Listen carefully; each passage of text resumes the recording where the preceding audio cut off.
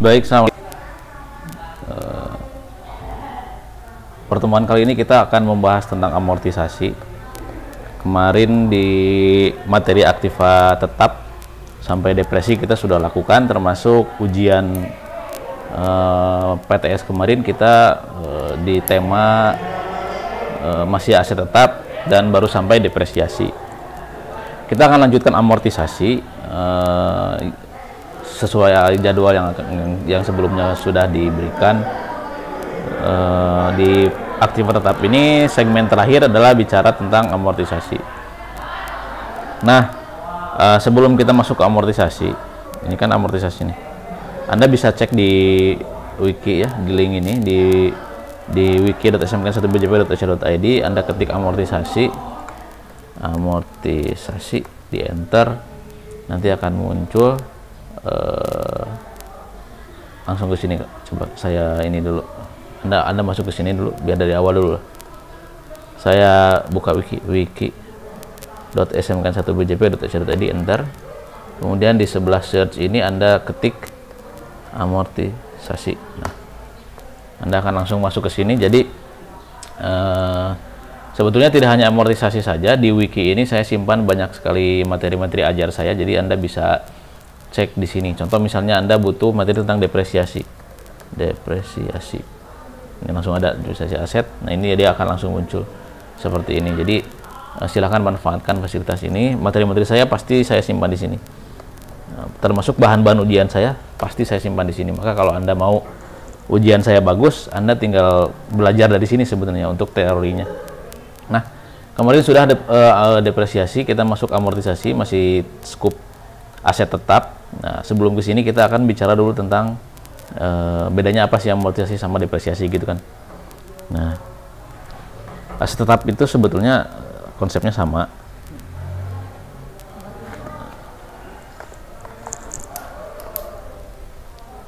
Ini kan aset tetap ya. Nih. Aset tetap. Itu kan dia ada yang berwujud. Ini sudah kita bahas. Ada yang tidak berwujud.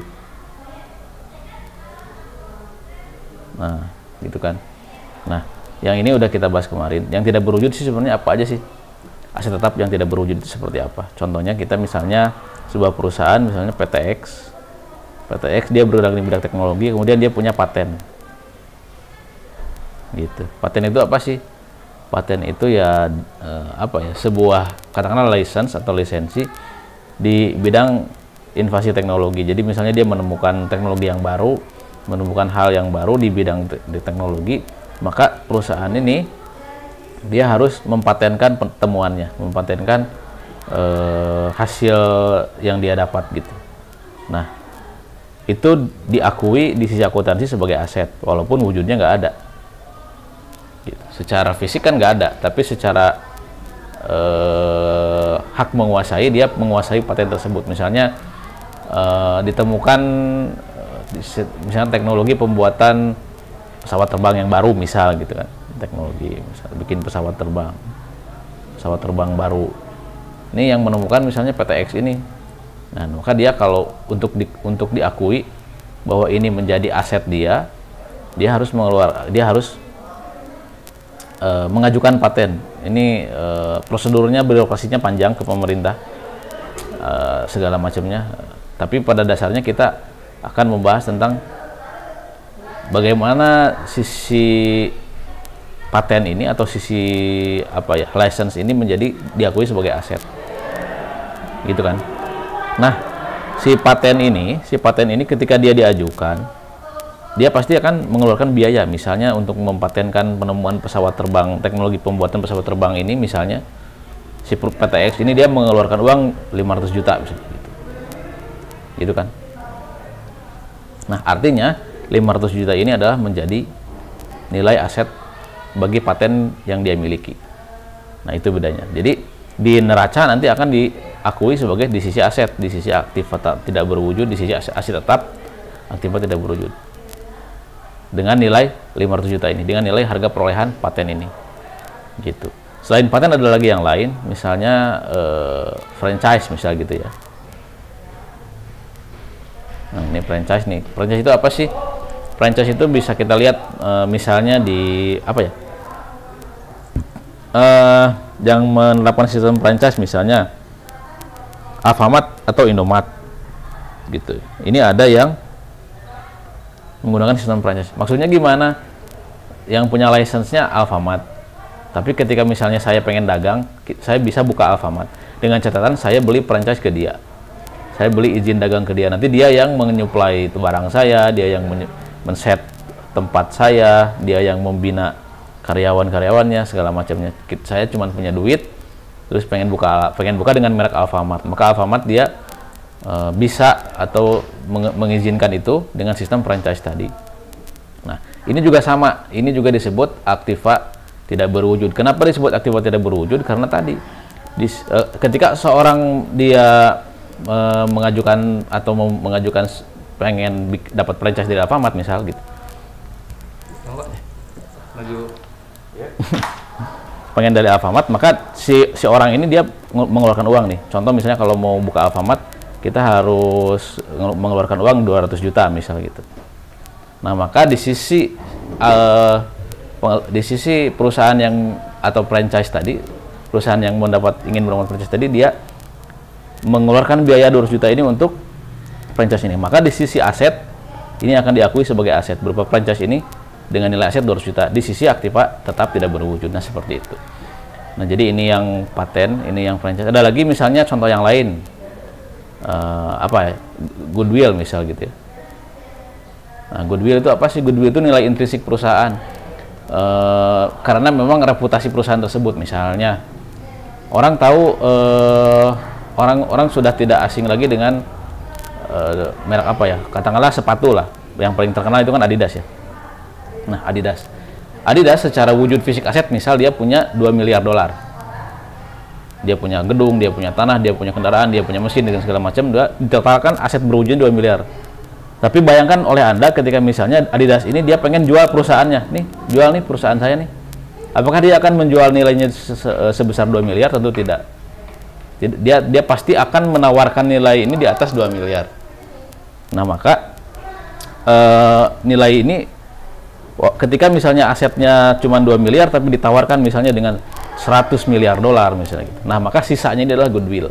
Jadi nilai intrinsik perusahaan karena reputasi dia, apakah manajemennya bagus, apakah pemasarannya bagus, dan sebagainya bagus.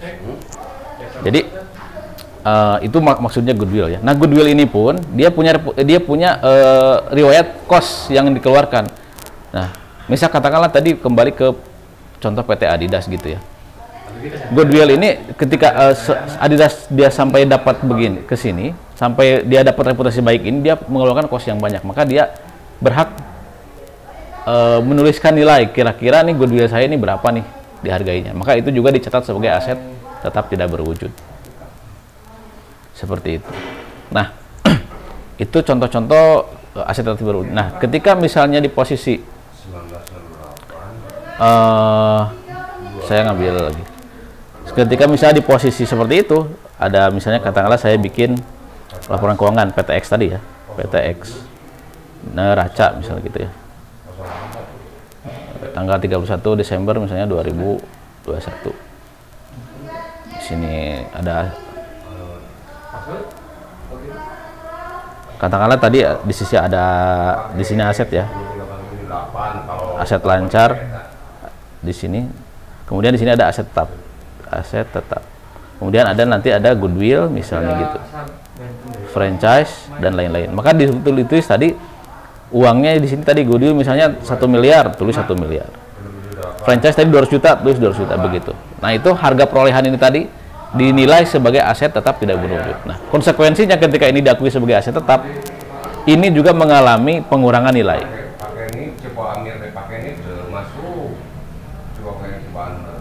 Gitu. Ini akan mengalami pengurangan nilai nih. Sini aset tetap yang tadi yang diperoleh itu. Nah, pengulangan nilai ini disebutnya amortisasi. Gitu. Itu bedanya ya. Jadi itu perbedaannya amortisasi dan depresiasi. Nah, di sisi lain amortisasi juga tidak hanya sebagai untuk pengurangan aset saja. bisa juga dilakukan apa ya, konsep pengurangannya itu adalah pengurangan untuk pinjaman, disebutnya amortisasi pinjaman gitu. Nah itu amortisasi. Cara ngitungnya gimana? Cara ngitungnya sama saja dengan depresiasi, hanya metode yang digunakan cuma dua. Dia ada metode garis lurus dan juga metode saldo menurun. Nah gitu. Nih, ini jadi penjelasannya gitu ya. Penjelasannya ini perbedaan amortisasi dan depresiasi seperti itu. Jadi kita cuman main di istilah ini aja sih, di istilah aset tetap berwujud dan aset tetap tidak berwujud. Maka intinya Anda harus paham dulu yang mana yang masuk ke kategori atau kriteria aset tetap tidak berwujud, yang mana yang berwujud tadi. Kemudian kalau kita lihat contoh di sini di wiki saya, ada contoh perhitungannya nih. Ini yang atas ini materi untuk fiskal. Fiskal itu ketentuan pemerintah ya. Jadi pemerintah dia punya aturan sendiri nih di luar PSAK.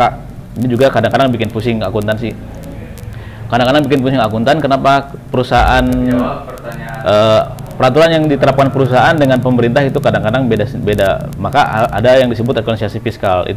Itu apa teori yang lain. Hanya saja saya akan perlihatkan di sini tentang amortisasi. Pemerintah punya tarif sendiri nih. Jadi dia punya tarif sendiri nih. Misalnya kelompok satu aset yang jumlahnya kelompok satu, yang apa maksudnya? Yang dia punya masa manfaat 4 tahun. Bisa tadi si perusahaan tadi itu saya balik ke sini lagi ya. Perusahaan yang tadi yang PTX itu dia bikin paten. Nih. Dia punya paten. Paten ini dia berlakunya misalnya 4 tahun gitu ya.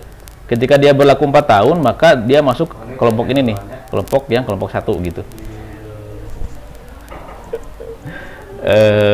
Nah si pemerintah dia punya aturan sendiri nih. Tarif amortisasinya begini nih. Garis lurusnya 25%, saldo menurunnya 50%. Misal tadi ya, saya harus ilustrasikan yang ini nih. Ilustrasikan